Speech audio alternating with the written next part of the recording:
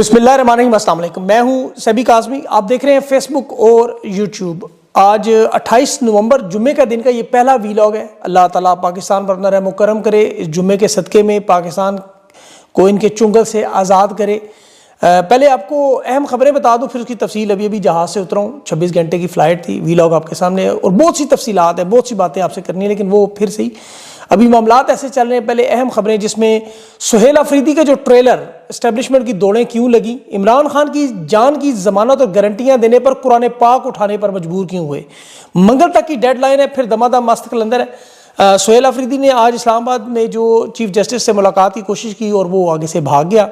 खान की रिहाई और मुलाकात के मामले पर इंटरनेशनल मीडिया भी पहुंच गया और इंटरनेशनल दबाव भी बढ़ गया। खान के बेटे भी मैदान में आ गए और स्पीकर की अपोजिशन के साथ मुलाकातें हुई हैं।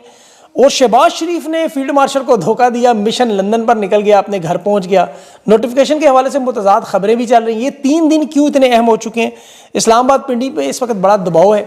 जुम्मा कंपनी पर मुझे भारी नजर आ रहा है, क्योंकि यूरोपीय यूनियन GSP+ स्टेटस भी पाकिस्तान पहुंच चुके हैं और 27वीं आईनी तरमीम में जो आर्मी एक्ट है वो भी अदालत में चैलेंज, अक़वाम मुत्तहिदा को खत भी।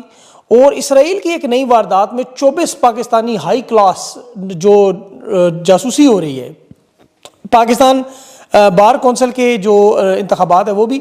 और जनरेशन Z के इनकलाब में 60 लाख नौजवान मजीद बेरोजगार, खतरा बढ़ गया। अरब अमारात ने आज पाकिस्तानियों को वीज़े देने से इनकार भी कर दिया। और जनरल साहिर शमशाद के बारे में खबरें आ रही हैं कि रिटायरमेंट के बाद क्या कनाडा चले गए। और अफगानिस्तान का मामला भी बहुत बड़ा हो गया। ताजिकिस्तान में भी ड्रोन हमला हुआ, 3 चीन के शहरी इसमें हलाक हुए हैं, बहुत बड़ी खबर है। और व्हाइट हाउस में भी जो अभी हमला हुआ, उसके बाद अब ये मामलात किस तरफ चलेंगे, तफसील से इसकी बात करें। सबसे पहले तो देखिए, पाकिस्तान की कौम याद रखे कि इंशाअल्लाह इमरान खान की जान अल्लाह ने सही सलामत और महफूज रखी है। खान की जान इनके हवाले नहीं है, अल्लाह के हवाले, याद रखें। ये खान की जान की तहफ़्फ़ुज़ की ज़ामन खुद हैं। अभी एक इंतहाई अहम शख्सियत को उन्होंने बुलाकर कुरान पाक पर हलफ दिया कि हम आपको इमरान खान दिखा देते हैं कि बिल्कुल ठीक ठाक हालत में। बाहर जाके लोगों को बताएं कि इमरान खान बिल्कुल ठीक है, उनकी जान के हवाले से तमाम खदशात दुरुस्त नहीं है। अब उस शख्सियत का कहना था कि मेरा अब कद उतना नहीं रहा कि मैं ये बात करूँ, लोग मेरी बात पर यकीन नहीं करेंगे, बात दुरुस्त है, लेकिन मैं आपको मशवरा देता हूँ, आप इमरान खान की बहन से मुलाकात करवा दें। ये असल में गारंटी चाहते हैं कि इमरान खान कोई कॉल ना दे, बस इतनी सी बात है। मुलाकात जो है वो नोटिफिकेशन के मामले पर ही फंसी है। ये चाहते हैं इमरान खान को कायल करें कि ये जो एहतजाज का मामला शुरू होने जा रहा है वो ना दे, लेकिन ये गलती कर रहे हैं कि मंगल को कॉल आ जानी है। इस वक्त उस शख्स को जिसके साथ मुलाकात करे, उसका अपना किरदार बड़ा मशकूक है, लोग उनकी बात पर यकीन नहीं करते। 2 लोगों को उन्होंने कहा है, 2 लोगों को, मैं आपको आगे चल के बताता भी हूँ। और इमरान खान की जब तक बहनों से मुलाकात नहीं होगी, उस वक्त तक लोग बात मानने पर इनकी यकीन नहीं करते, क्योंकि माजी बड़ा भयानक और ज़िल्लत आमेज़ है। मैंने इस्टेब्लिशमेंट के कुछ धड़ों से भी कोशिश की बात करूं, उन्होंने बड़ी अजीब बातें की। उन्होंने कहा, देखें, खान की जान को नुकसान पहुंचाने का इन हालात में हम सोच भी नहीं सकते। और उसकी वजह कि खान का वजूद सिर्फ पाकिस्तान के लिए नहीं, इनकी बका के लिए ज़रूरी है। जर्नलों ने देखे, नून लीग के रहनुमाओं, पीपल्स पार्टी के रहनुमाओं, इन सब लोगों की इस वक्त जान जिस तोते में, उसका नाम इमरान खान है। वो वाहिद शख्स है जो इन्हें महफूज रख सकता है। याद रखें, आप खान की जान की परवाह ना करें, वो अल्लाह के सपुर्द है। ये खुद चीख कर इमरान खान की जान और सेहत के बारे में बता रहे हैं। अभी पार्लियामेंट के अंदर वो फजल चौधरी से पहले उन्होंने तकरीर करवाई इमरान खान की सेहत के हवाले से कि जी वो तो भारतीय मीडिया और अफगान मीडिया की इतलात बिल्कुल गलत है, खान बिल्कुल ठीक है। फिर स्पीकर पंजाब जो है वो उससे तकरीर करवाई कि जी जेल मैनुअल भी हमने चेक कर लिया है, खान साहब को सारे उनकी जो खुराक है, उनके खाने के मामला सारे ठीक ठाक, कोई तशवीशमाश मामला नहीं है। राना सनाउल्लाह से, लेकिन वो जो हनीफ अब्बासी है उससे उन्होंने बकवास, माफ़ कीजिए, बयान दिलवाया, तशवीशनाक बयान। लेकिन ये असल में उनकी अपनी ज़ाती बुग़्ज़ है, निकल रहा है। इमरान खान ने अपनी जान के हवाले से बड़ा वाज़ेह पैगाम कौम को दिया कि अगर मुझे खुदा न ख्वास्ता कोई नुकसान पहुंचा तो उसके ज़िम्मेदार जनरल आसिम मुनीर होंगे। अलीमा खान ने भी जो बयान दिया कि जो लोग कह रहे हैं कि फातिहा पढ़े, हनीफ अब्बासी कह रही थी, ये अपने लिए कुल्लों का ख़त्म पहले ही करवा लें, क्योंकि उसके बाद इनमें से किसी एक बंदे ने भी नहीं बचना अगर खान का एक बाल भी टूटा। सूबाई वज़ीर शफीउल्लाह जान ने जो बात की, ज़रा से गौर से समझिए, ये नौजवान है, जनरेशन Z वाले, उसने कहा चमड़ियाँ उधेड़ देंगे अगर खुदा न ख्वास्ता ऐसा सोचा भी तो। ये इंशाल्लाह ऐसी जुर्रत नहीं कर सकते। इमरान खान गैर कानूनी कैद में है, कैद तन्हाई में है, वकला ख़ानदान से रसाई बंद है और बिलाशुबा जेल हुकाम पर इन पर कोई एतमाद भी नहीं करता। और ख़ान की सेहत के मुतालिक तस्दीक शुदा मालूमात जिन लोगों को भेजा वो भी मशकूक हैं। 16 अक्टूबर से इमरान खान के मामलात इन्होंने रोके हुए हैं। सिर्फ डॉक्टर उज़मा 20 मिनट के लिए मिली और ये पैगाम जो अलीमा खान को दिया कि 10 दिन पहले कि इमरान खान को जब तक आसिम मुनीर साहब की नोटिफिकेशन नहीं होती उस वक्त तक इन्हें मुलाकात नहीं होगी, अदालत में जाने का कोई फ़ायदा नहीं। सर्दियों की छुट्टियां वैसे भी 18 दिसंबर से शुरू हो रही हैं और अदालतों की, और अदालतें तो पैक हैं। सुहेल अफरीदी देख लें, आज भी जस्टिस डोगर से मिलने गया और जस्टिस डोगर को सुहेल अफरीदी से मुलाकात की इजाज़त नहीं मिली। अब मंगल वाले दिन तहरीक इंसाफ ने फाइनल करना है। फाइनल करने से पहले ये मुल्क गिर एहतजाज से पहले पूरे मुल्क में टिकट होल्डर्स को वार्निंग दे रहे हैं। सोशल मीडिया पे उन तमाम लोगों के नाम आ चुके हैं। ये सिलसिला खैबर पख्तूनख्वा से शुरू होकर पूरे मुल्क में फैलेगा अगर मंगल वाले दिन तक ये मामला हल ना हुआ। ये अभी अपनी जिद पूरी करना चाहते हैं कि नोटिफिकेशन का मामला, लेकिन नोटिफिकेशन पे इनकी अपनी बात फंसी हुई है। कल वैसे भी इनका आखिरी दिन है, उस पर मैं आपको कल बताऊंगा, लेकिन तहरीक इंसाफ का जो लाए अमल है वो मंगल वाले दिन आपके सामने आ जाएगा और वो इनकी बहुत बड़ी गलती और बेवकूफ़ी होगी अगर ये तहरीक इंसाफ को उस लेवल पर लेके गए। क्योंकि इमरान खान की जान और सेहत के हवाले से देखिए एस्टेब्लिशमेंट को ये बात बड़ी अच्छी तरह पता है कि खान का कोई सियासी जानशीन नहीं है जो इन्हें महफूज रास्ता देगा। देखें आप, माजी बेनज़ीर भुट्टो को शहीद किया तो आसिफ जरदारी मौजूद था, हुकूमत संभालने के लिए तैयार था, पाकिस्तान खप्पे का नारा लगा गया। लियाकत अली खान को शहीद किया तो पीछे जुल्फ़िकार अली भुट्टो मौजूद था जिसने अवामी गैज़ो गज़ब ठंडा कर दिया। जुल्फ़िकार अली भुट्टो को जब फांसी दी तो मोहतरमा बेनज़ीर भुट्टो से 1986 में ज़ियाउल हक की बातचीत हो चुकी थी, इक़्तिदार के मामला तय हो चुके थे। अब नवाज शरीफ को जब मुल्क से निकाला गया था उस वक्त भी याद रखें कि परवेज़ मुशर्रफ एक वक्त में नवाज शरीफ को फांसी देना चाहता था, लेकिन नवाज शरीफ खानदान ने डील की, पीछे सियासी जानशीन मौजूद थे, वो उन्होंने उस मामले को सिर्फ नहीं जाने दिया। यहाँ मुराद सईद, सुहेल अफरीदी, शफीउल्लाह जान, खैबर पख्तूनख्वा की 4.5 करोड़ अवाम के साथ पूरा मुल्क है, ओवरसीज़ पाकिस्तानी है। पहले जिस तरह माजी देखें इनका याद रखें, मीर जाफर ने साइफर की गद्दारी छुपाने के लिए कौम के नहते लोगों को रात की तारीकी में गोलियां मारी हैं, ये बात दुरुस्त है। और ये वो लोग हैं जो अपने इक़्तिदार के लिए एक मुल्क का आधा हिस्सा भी तुड़वा चुके, 93,000 फौजियों को ढाका के मैदान में पतलूने भी उतरवा चुके, ये मानते हैं। ये बल्कि गजा में फौज भी भेजने के लिए तैयार है कि वहां भी मुसलमानों के साथ जो करना है कर ले। हालांकि उसी जगह पे तुर्की ने इसराइल को तस्लीम भी किया हुआ है, लेकिन इसराइल उससे आने की इजाज़त नहीं दे रहा, इन्हें दे रहा है। महमूद अचकज़ई ने जो बात की कि पाकिस्तान की फौज जिंदाबाद का नारा हम उस वक्त तक नहीं लगाएंगे जब तक ये आइन और कानून के दायरे में नहीं आएंगे। तो इनका माजी तो बिलाशुबा देखें ज़िल्लत आमेज़ माजी है। जुल्फ़िकार अली भुट्टो को जब ज़ियाउल हक ने फांसी दी तो ज़ियाउल हक वर्दी में अडयाला जेल के बाहर पहुंचकर वहां फातिहा पढ़ता रहा, कुरान पाक जेब में रख के, जो 3 महीने का वादा कर 11 साल कब्जे में मुल्क पर कब्जा करता रहा। अब मोहतरमा बेनज़ीर भुट्टो की भी जब मैयत सेंट्रल अस्पताल रावलपिंडी में पड़ी थी तो ये जरदारी के साथ अगली हुकूमत के डायलॉग कर रहे थे कि आओ नारा लगाओ पाकिस्तान खप्पे और सारा तुम्हारे हवाले करेंगे, तुम्हारे 18 साल के नौजवान बेटे को पीपल्स पार्टी का चेयरमैन भी मान लेंगे। तो इनके साथ वो लोग मौजूद हैं। नवाज शरीफ वो शख्स है जिसने भुट्टो की फांसी के बाद वजीर खजाना भी बना और ये आज भी वहीं खड़ा है, ये आज भी उस वारदात के लिए तैयार है। अब बेनज़ीर भुट्टो के मामले पर, उनकी शहादत पर अगर आपको याद हो तो उस वक्त क्या हुआ था, $2 अरब का नुकसान एक दिन में हुआ, 13 पुलिस स्टेशन, 51 बैंक जले, 120 सरकारी दफातर और तकरीबन 2000 से ज़्यादा लोग उसमें मारे गए। और उनकी मकबूलियत का मेयार आप जानते हैं वो जलावतनी के बाद क्या हालात थे। अभी तो बलोचिस्तान में नवाब अकबर बुख्ती की शहादत को ये नहीं संभाल सके, एक सूबा बलोचिस्तान आज तक नहीं संभाला जा रहा, 24 साल हो गए। तो ये खुदा ना ख्वास्ता ऐसी हरकत का सोचें तो इनके अपने ही रोंगटे खड़े होंगे, हमें तो कोई ना, हम तो अल्लाह पर देख के खुश हो जाते हैं। ये तसल्ली रखें, खान की जान इंशाअल्लाह पाकिस्तान की जान है, उसका वारिस अल्लाह है। इन लोगों की जाने अलबत्ता उनका मुझे नहीं पता कौन वारिस है। मोहतरमा बेनज़ीर भुट्टो के साथ तो याद रखें सिंध का एक सूबा था, सिर्फ सिंध का। यहाँ खैबर पख्तूनख्वा 4.5 करोड़ की आबादी का एक सूबा सिर्फ जिसकी मैं बात कर रहा हूँ, जहाँ का नुमाइंदा सुहेल अफरीदी जो वाहिद पाकिस्तान का वज़ीर आला जो इलेक्शन जीत के वज़ीर आला बना है कानूनी और आइनी एतबार से, और वो इन्हें मौका दे रहा है, बार बार जायज़ और आइनी कानून मांग रहा है, 8 दफ़ा अडयाला जेल जा चुका है।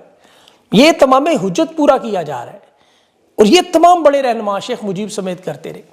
देखिए सुहेल अफरीदी आज भी चीफ सेक्रेटरी के दफ्तर में हाई कोर्ट अलीमा खान के साथ पहुंचा और चीफ जस्टिस सरफराज डोगर को इजाज़त नहीं मिली, वो पतली गली से फिर भाग गया। इस्टेब्लिशमेंट ने एक पैगाम इमरान खान की मुलाकातों के हवाले से भेजा है, ये बड़ी अहम बात बता रहा हूँ कि बैरिस्टर सैफ को काबीना का हिस्सा बनाए, मुलाकातें बहाल करवा दें। मेरे ख्याल में सुहेल अफरीदी तैयार नहीं है, ऐसा कोई रास्ता वो नहीं दे रहे। वो खुद सख्त सर्दी में धरना दे के सारे बैठे रहे और ये एक नई तारीख पाकिस्तान में लिखी जा रही, याद रखें। और ये बड़ी खुशकिस्मती है इस्टेब्लिशमेंट की कि ये नौजवान जो नौजवान है अक्लमंदी से काम कर रहे हैं। ये डयाला जेल के बाहर खड़े होकर नमाज अदा कर रहे हैं, ढके छुपे अल्फाज में इनको समझा रहे हैं। इरफान सलीम ने अभी कहा कि वो general Asim Munir army chief के तौर पर 29 तारीख से हमें कबूल नहीं होंगे, चीफ डिफेंस फोर्सेस बन जाए, जो मर्जी बन जाए।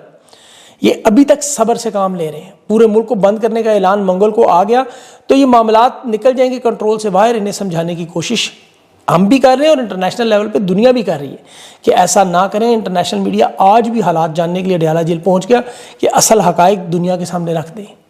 ज़ल्मे खलीलजाद इन्हें समझा रहा है कि आग से खेलने की कोशिश ना करो। इमरान खान के बेटे अभी कासिम खान का मैं बयान देखा था, 845 दिन से उसने कहा मेरे वालिद गैर कानूनी हिरासत में, 24 दिन से उनकी कैद तन्हाई में, उनके राब्ते सारे रोक दिए गए हैं। अदालत के वाज़ेह अहकामात मौजूद हैं, ये यहाँ फ़ोन कॉल तक नहीं करने दे रहे, जानबूझ कर रहे हैं।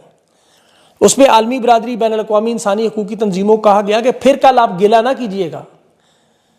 ये तहरीक इंसाफ के अच्छा यहाँ रहनुमा भी, उन्हें भी याद करा दूँ जो डयाला जेल नहीं पहुँचे। 859 टिकट होल्डरों की लिस्ट है, उसमें इस्लामाबाद के, कश्मीर के, गिलगित बल्तिस्तान के तमाम मिलाए तो 1000 से ज़्यादा बनते हैं। अब इन्हें भी मंगल तक का नोटिस है पहुंचे। इन सब लोगों के नाम जो है सोशल मीडिया पे जारी हैं। इन लोगों को पार्टी से फारिग करना चाहिए अगर ये नहीं पहुंचते। इस वक्त देखिए मसला क्या है, आप जरा समझने की कोशिश करें। एक्सटेंशन मुद्दत मुलाजमत तो उसी का नोटिफिकेशन है और उस पर शहबाज शरीफ का रहा धोखा।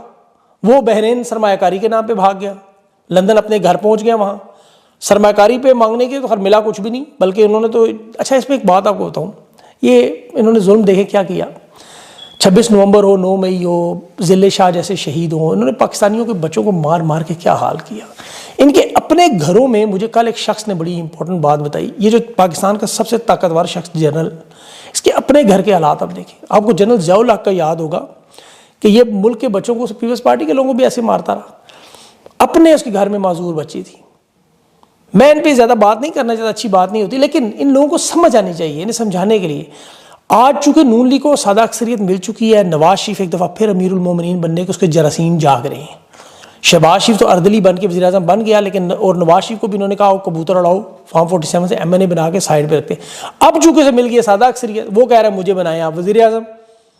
उसके अंदर वही जमहूरी एंटी स्टैब्लिशमेंट, वो जो कीड़ा ही कह रहा है, वो जाग रहा है। अब नवाज शरीफ पे दबाव यह है कि एक्सटेंशन का नोटिफिकेशन तब तक नहीं मिलेगा, तब तक ये जारी नहीं करेंगे जब तक तहरीक इंसाफ को साइड लाइन नहीं करेंगे, कोई नुकसान ना पहुंचाए। वो चाहते हैं हो ऐसा, उन्हें कोई फर्क नहीं पड़ता। और नवाज शरीफ को ये अलबत्ता पता है कि मुल्क नहीं चल रहा, जो मर्जी कर लें, हालात आपको पता है कि कंट्रोल से बाहर है। सियासत में नवाज शरीफ को खुद माइनस उसकी बेटी और भाई ने किया है। गुस्सा वो सारा खान पे निकाल रहा है और एस्टेब्लिशमेंट इसी कार्ड को इस्तेमाल करके इन पे दबाव बढ़ा रही है। अब ये जो खान की मुलाकातें रोकी गई, ये असल में इन दोनों की लड़ाई है, याद रखें। इन दोनों के दरमियान जो मामला तनाव जो आपको इस्लामाबाद और पिंडी में नजर आ रहा है, ये मामला सिर्फ एक्सटेंशन का नोटिफिकेशन और नवाज शरीफ की वजारत आज़म उज़्मा से, इससे जुड़ा हुआ है। खतरा दोनों को इमरान खान से है और इमरान खान कार्ड दोनों एक दूसरे पर इस्तेमाल करते हैं, एक दूसरे को ब्लैकमेल करते हैं।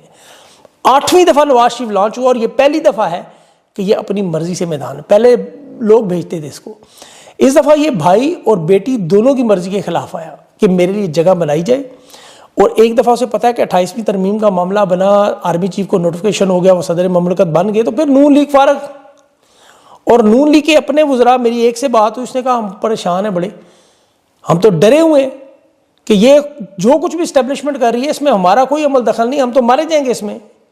और यही हाल इस वक्त पीपल्स पार्टी का भी है। उन्हें भी नज़र आ रहा है कि इस्टेब्लिशमेंट के इन रवैये की वजह से एक तरफ तो मुल्क तबाही बर्बादी की तरफ जा रहा है कि 78 साल में आप पाकिस्तान के मुआशी हालात को देखें कि इस लेवल पर पहुंच चुके हैं। कौम आज दुनिया में सबसे ज़्यादा गरीब होती जा रही है और ये भूखों के सामने नारे लगाते रहे, लाओ जी रोटी लेकर आ रहे हैं आप लिए। और सोशल मीडिया पर अस्करी अपने सहाफ़ी इकट्ठे करके शोर मचाते रहे, तरक्की होगी तरक्की। वहाँ हालात ये कि बहरीन भी कह रहा है कोई सरमाकारी नहीं होगी। भाई हालात तो अपने देखो जाके।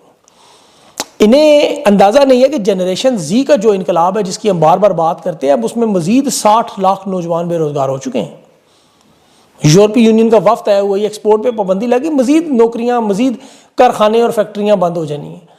फिर ऊपर से इंसानी बुनियादी हकूक़ का मसला इंटरनेशनल लेवल पे इनके लिए बहुत बड़ा मसला बना हुआ है। यूरोपीय यूनियन में पटिशन्स जा रही हैं धड़ाधड़।